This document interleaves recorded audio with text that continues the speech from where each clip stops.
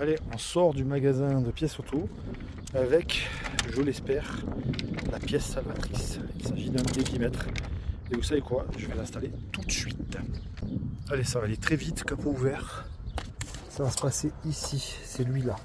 Donc je défais les lecs et j'ai deux colliers à desserrer et j'aurai plus qu'à remplacer. Et voilà, l'ancien est enlevé. Hop. Il est ici, c'est un Bosch. Celui-ci c'est pas un Bosch, mais vous voyez il y a un sens. Le airflow, il faut bien respecter. Donc on va mettre le nouveau et on va croiser les doigts. Hop.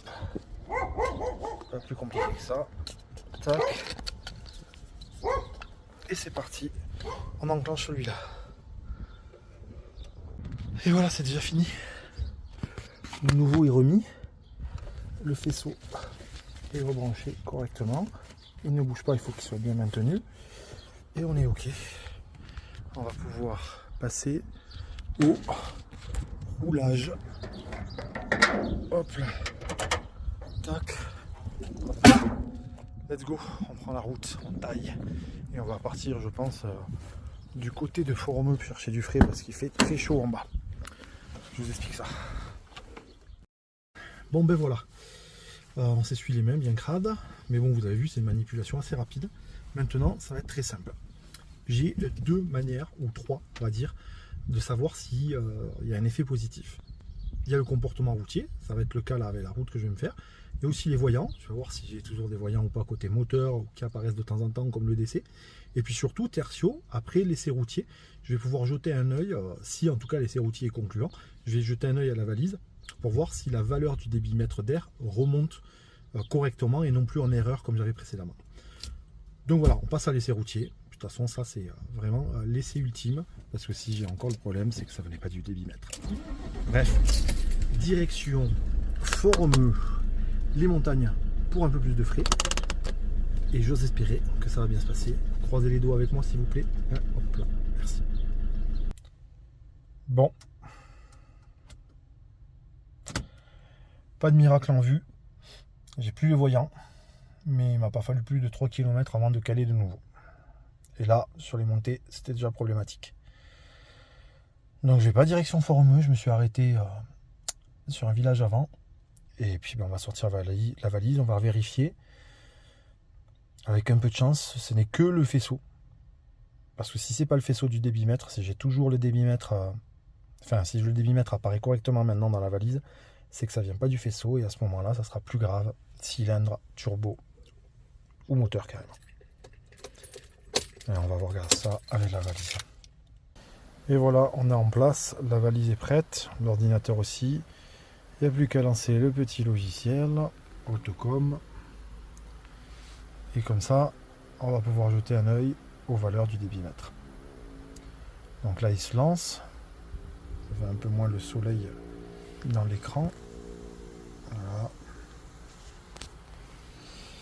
Il va détecter la valise. Et grâce à la valise sur le port ODB, il va pouvoir me lire les infos. Donc voyons voir.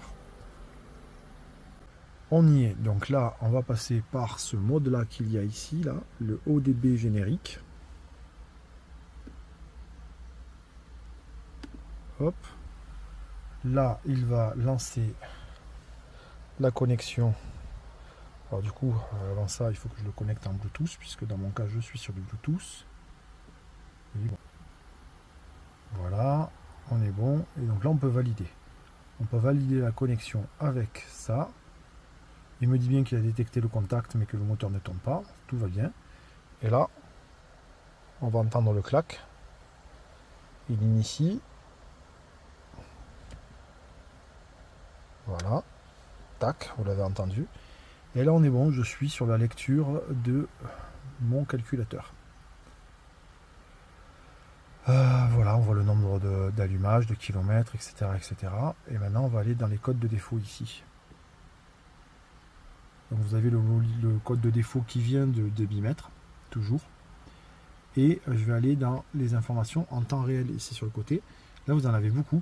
Ce qui va m'intéresser, c'est l'information qui se trouve take, air température, je crois que c'est celui-là. Ouais, c'est celui-là.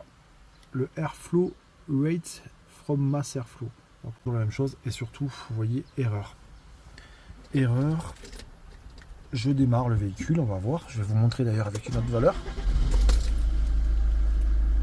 Je vais vous prendre par exemple la température de l'air telle qu'il la récupère. Vous voyez? Bon, écoutez, c'est pas trop mal parce qu'au final, ça veut dire que j'ai un problème sur le faisceau. Alors, en fait, je prends des P7 quand je dis c'est pas trop mal parce que soit ça va être très compliqué à faire le faisceau, soit ça va être simple. Enfin, c'est du kit ou double.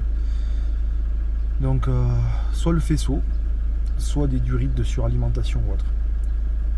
Mais je pense que c'est le faisceau qui HS. Bon, bah, en tout cas, c'était pas le débitmètre. 115 € peut-être dans le vent, je sais pas trop.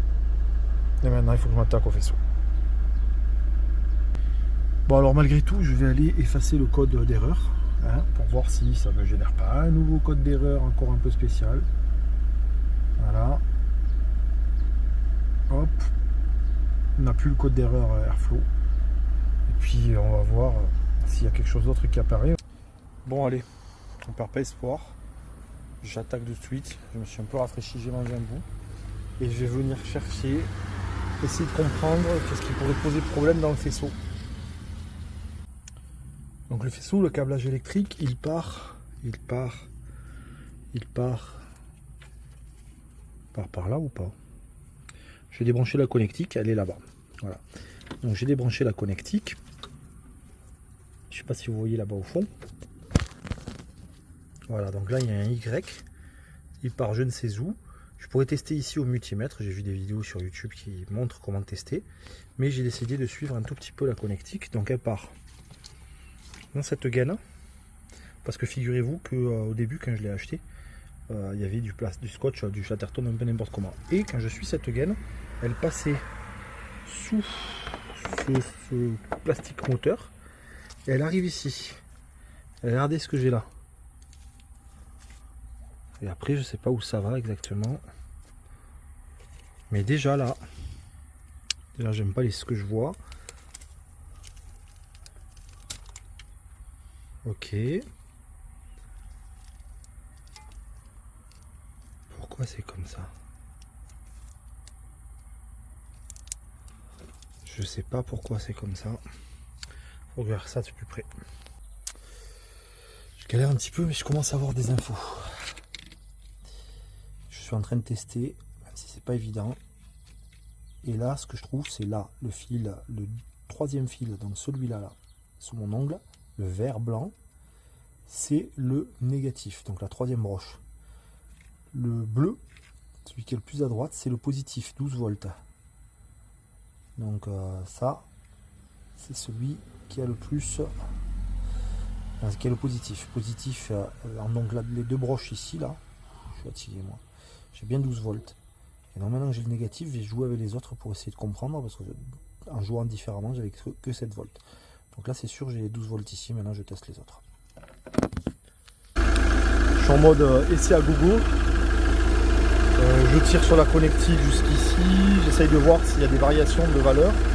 J'ai retesté au multimètre, j'ai toutes les valeurs qui semblent correctes, contrairement à ce que je pensais au début. J'ai appuyé sur les gaines, celle-là est super rigide, celle-là elle est quand même un peu plus souple. Et je fais tout ça tout en ayant en parallèle ma valise allumée pour voir si dans l'historique il y a des éléments qui pourraient changer. Vous voyez, je surveille 3 capteurs. Le capteur de température de liquide refroidissement, le capteur de révolution moteur et le capteur des débitmètres d'air qui ne fonctionne pas. Et là, il n'y a rien qui apparaît, jamais. Je l'ai laissé allumer justement pour voir en bidouillant si ça changeait quelque chose. Et visiblement non. Donc je ne sais pas trop quoi aller chercher. J'ai vu des vidéos avec d'autres capteurs, le capteur MAP, si je ne me trompe pas. Mais bon, c'est pas simple. Je sais pas trop. Le faisceau, j'ai l'impression d'avoir fait le tour. Tiens, là, je le voyais en moteur. Alors attention, on va réappuyer sur la pédale. Je pense qu'il va caler assez vite. Waouh, quelle prémonition. Enfin bon, voilà, je vais aller voir de suite si ça change sur la valise. Voilà. Hop.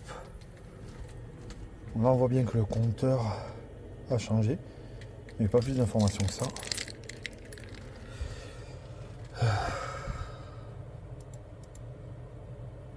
Ah oui, ok, oui, j'ai coupé forcément, la valise a lâché. Bon, ben voilà. On continue les vérifications. Et là, je suis un tout petit peu enthousiaste. Alors, j'exagère quand je dis que je suis enthousiaste, mais j'ai un tout petit peu d'espoir parce que le code d'erreur qu'on voit là, c'est pas le même que d'habitude. Avant, j'avais un P101 ou 100 tout court. Et là, j'ai un P102. Donc, il y a un petit changement. Ça peut peut-être m'orienter sur quelque chose d'autre. Allez, j'essaie de vous faire un récapitulatif concernant ce débitmètre d'air. Donc, le nouveau que j'ai mis qui se trouve là-bas. Hop. Bah, j'ai l'impression que ça change rien en fait avec celui que j'avais avant. Ça c'était un Bosch. Bon, j'ai le même comportement. Vous avez vu, le changement est vraiment super simple. Hein, c'est quelque chose qui est à la portée de tout le monde, surtout sur un véhicule où il y a autant de place. Et pour ce qui est des tests que j'ai fait, j'ai vérifié donc les différents messages d'erreur, la connectique, les tensions sur les broches. Tout semblait être bon. J'avais bien une continuité. Donc ça veut dire que le câble n'est pas coupé. J'avais bien des variations de tension, pas énormes, mais bon, suffisamment pour penser que le débitmètre communique correctement avec le programmateur du fourgon. Par contre, sur ma valise, comme vous avez vu, j'ai pas de valeur qui remonte avec Autocom. Donc est-ce que ça vient d'Autocom? Je ne sais pas. Du coup, c'est terminé pour cette partie-là, je passe à autre chose. Ah oui, détail important, en fait les messages d'erreur que j'avais par la suite, c'est moi qui me les provoquais tout seul. Parce que quand je faisais des essais, un coup j'enlevais le filtre à air, un coup je jouais ici en appuyant, je l'ai fait ici aussi. Et quand on fait ça, on va provoquer des changements d'arrivée d'air. Et donc c'est pour ça que ça a déclenché sur la valise ces messages d'erreur. En tout cas, je n'en ai plus maintenant, je roule depuis quelques semaines avec le nouveau débitmètre. J'ai toujours mes problèmes, mais plus de code d'erreur lié à la partie débitmètre. Bon ben voilà, la conclusion, ça ne semble pas venir ni du débitmètre d'air lui-même, ni de du faisceau. La valeur qui ne remonte pas correctement du débitmètre d'air dans les datas de l'Autocom, de la valise, je ne sais pas, il faudrait que je regarde peut-être avec un autre logiciel type Delphi. Pour ce qui est du circuit d'air, il me reste une nouvelle piste, je vous l'ai montré un petit peu, c'est le boîtier papillon. Donc je pense que je vais axer ma vérification recherche de panne sur ce boîtier papillon. Puis pour ce qui est le débitmètre d'air, maintenant vous savez comment le changer, vous avez vu, c'est super simple et au moins vous aurez quelques notions concernant en ayant vu cette vidéo. Voilà, donc c'est parti, on ne perd pas espoir, on s'attaque maintenant au boîtier papillon.